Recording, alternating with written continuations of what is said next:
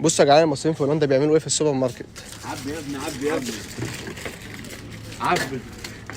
شايفين كده يا جدعان؟ كل ده بشغل يوم واحد في هولندا. هوريكم اسعار الحاجات في هولندا. 12 علبة تونة، 15 علبة بيض. يعني شايف دول؟ ده وده ابو بلاش ب 8 كتر يورو في منه. مصر. دول ب 8 يورو في مصر. 15 علبة تونة، 15 علبة بيض. هنروح نشوف كل دول على الكاسة ثمنهم كام. تقريبا كل ده ب 100 يورو، شغل يوم في هولندا. تعال اهو يا جدعان، رصينا الحاجة في الكاسة كلها. تقريبا المحل هيقفل النهارده، مش هيشتغل من بعدنا تاني.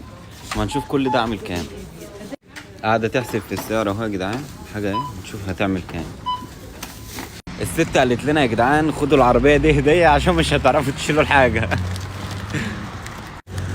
اهو يا جدعان دي الحاجات كلها. سعر الحاجات 131 يورو، يعني بالظبط شغل 12 ساعة بالظبط. اللي هو في مصر عشان تجيب الحاجات دي تشتغل 12 سنة.